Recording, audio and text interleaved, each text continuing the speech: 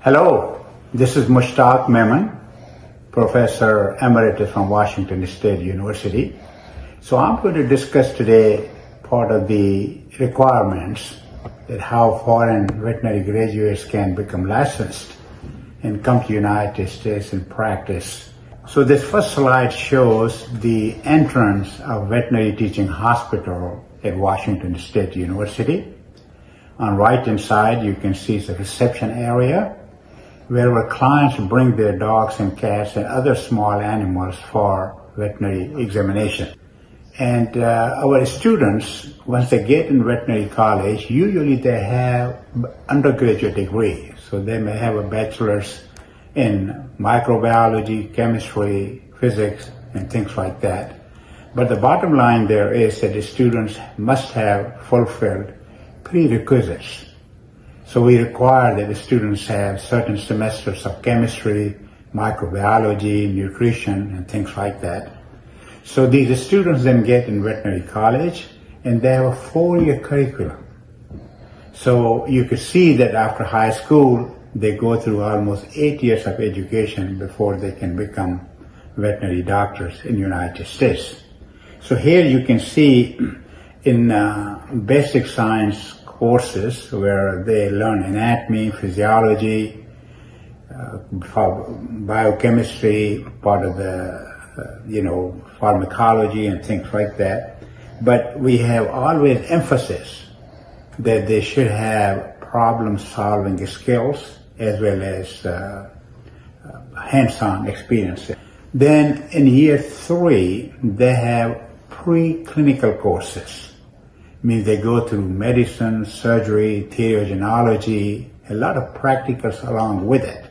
As you can see on this slide, the students are getting ready to go and do some surgery with our clinical experts and surgical surgeons. And these students are following the book, so to speak. They know how much time they should put on cleaning their hands, and then put clothes on, then properly dressed and go in the veterinary surgical suites. The veterinary teaching hospitals are very well equipped. As you can see here, there is a viewing area where the students are observing how the radiographs are taken. And these hospitals are very well equipped with CT scans, with MRIs, anything you can imagine in human hospitals is available in our veterinary teaching hospital. So in the United States, out of our 50 states, there are only 33 veterinary colleges. So it's very difficult for many students, especially from those states where there are no veterinary colleges, to get admitted in. So veterinary profession is highly regarded in the United States, and our veterinarians make pretty good money, and they have, all the needs of their life and family fulfilled. And in a way, the veterinary profession is organized in the United States is also very unique and very different from many, many countries. American Veterinary Medical Association is our flagship and primary organization that most of our veterinary practitioners are members of that.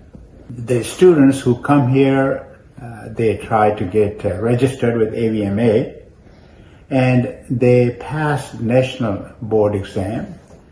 But then every state has its own unique requirements. It could be a small exam, it could be, their own rules and regulation. So practitioner has to go through all that. And out of those 33 schools I mentioned in the United States, there are a total of about close to 18 other veterinary colleges, which are what we call accredited veterinary colleges all over the world. As you can see on this slide, 18 are in Europe, and then we have 5 in Canada, we have in South Korea and Mexico. It is very interesting to note the South Korea Veterinary College is the only veterinary institutions accredited in whole Asian continent. And there's one school in Mexico City, And Mexico is a developing country, so that is the only veterinary college in developing countries which is accredited by AVMA.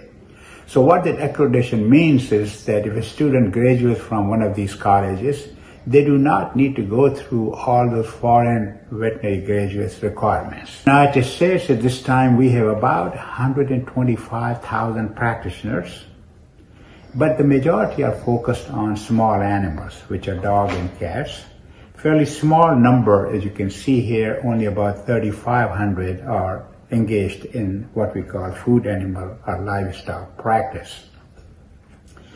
Now, there is quite a bit shortage of veterinarians in the United States in small animal, as well as more so in food animals. And then we have also a part of what we call public practice, where veterinarians work for the government, they work in slaughterhouses and things like that. There are a few things to notice here, that our veterinary curriculum is almost 60 to 70% is focused on small animal, which was really different, let's say 50 years ago, where we had about a split of 50-50. And now in most of the countries, especially developing countries, we have curriculum focused more on food producing animals. And within those food producing animals, there are some other. So the big difference in veterinary education is that in the United States, we give quite a bit hands-on experience. So that is one of the major difference, that when students come from other countries, they are limited, having limited hands-on experience. And then the emphasis on food animals. And this is understandable that food animals are so important, especially in developing countries, because still those countries need some food. But in the United States, this thing was true maybe about 50, 60 years ago, but not anymore, because we have more food than we need in the United States. And also we should keep in mind that there are some cultural and religious influences in other countries. For example, in many Muslim countries, pork or pigs are not consumed, so there's no curriculum on swine. Whereas, by gosh, you have to learn about swine production, reproduction enough so that you can pass those questions which you are being asked. And then in some countries, like again in some of the Muslim countries, this is a cultural influence and maybe some religious, the dogs are not good to keep in home. So that becomes also challenging for our graduates coming from those countries to practice in the United States. So I would like to request to please share this YouTube channel and subscribe it. Thank you for listening.